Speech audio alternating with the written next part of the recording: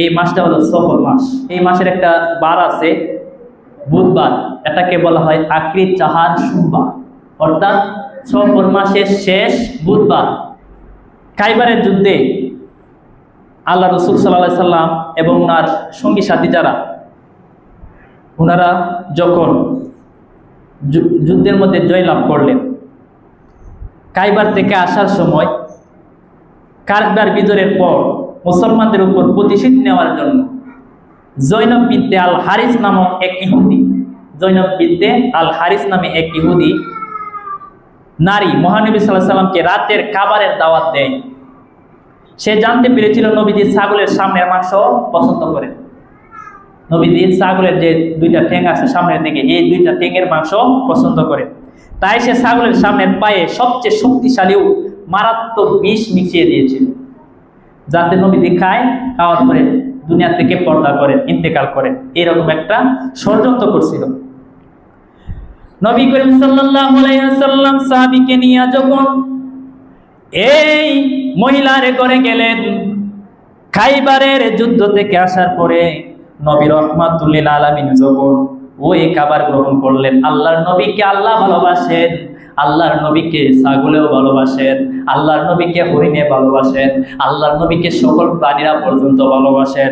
নবীজি সাল্লাল্লাহু আলাইহি সাল্লাম যখন মাংসের টুকরোটি মুখে দিয়ে চিবানো শুরু করলেন, মাংসের টুকরা আল্লাহ রাসূল সাল্লাল্লাহু আলাইহি ওয়াসাল্লামকে ডাক দিয়া বললেন, ইয়া রাসূলুল্লাহ, ওগো মায়ার নবী, হে আল্লাহর রাসূল, আমার মধ্যে বিষ হয়েছে, ওগো মায়ার নবী, এই মাংস আপনি খাবেন না।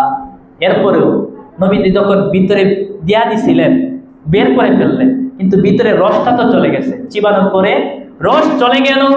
নবীজি রাহমাতুল লিল আলামিনের এই দেহ মুবারকের ভিতরে, গলার ভিতরে দিয়া রসগুলা ভিতরে চলে গেল। এত বিষাক্ত একটা বিষ এই মহিলা মিশ্রিত করছিল নবীরে শেষ করে দেওয়ার জন্য।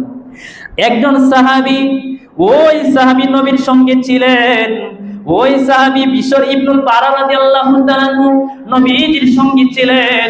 নবীর সঙ্গে থাকার কারণে তিনি মাংসের টুকরাগুলা খেয়ে ফেলেছিলেন, সাথে সাথে তিনি শাহাদাতের পেয়ালা পান করলেন। নবীজি আর খাইলেন না। ওই সাহাবী বিষের এই মাংস খাওয়ার পরে শাহাদাতের পেয়ালা পান করলেন।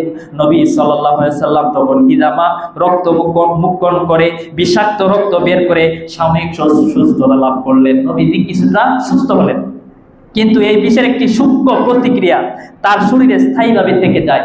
নবীজি যখন এই বিষক্রিয়া ভিতরে চলে গেছে, এরপরে আল্লাহ রাসূল কি করলেন, আসার পরে তিনি সিঙ্গার মাধ্যমে সিঙ্গা লাগাইছেন। এই যে আমরা বলি না সিঙ্গা লাগাতে যাবে কিনা, নবীজি লাগাইছেন। এই বিষের রক্তটা বের করছেন, সিঙ্গা লাগাইয়া বিষের রক্ত বের করছেন। কিন্তু এরপরেও এই বিষাক্ত রক্ত এত বড় বিষাক্ত ছিল। এই 7 হিজরিতে নবীজিকে এই খাইবারের সময়ে বিষটা খাওয়াইছিল, বিষের মাংসটা।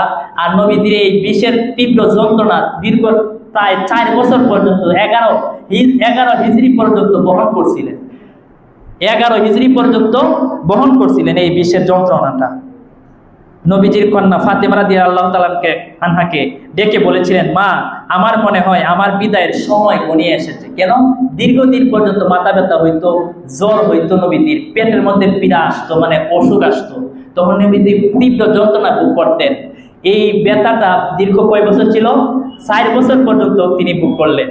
ভোগ করার পরে শেষ পর্যন্ত 11 হিজরিতে আল্লাহ রাসূল অনেক অসুস্থ হয়ে গেলেন। মানে মসজিদে গিয়ে যে নামাজ আদায় করবেন, জামাতে নামাজ আদায় করবেন, দাঁড়াবেন, এই শক্তিও নাই।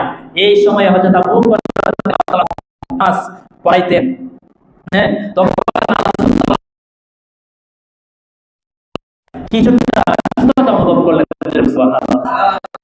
অনেকদিন পর্যন্ত আল্লাহ রাসূল সাল্লাল্লাহু আলাইহি ওয়াসাল্লাম নামাজ পড়তে পারে না, হাঁটতে পারে না।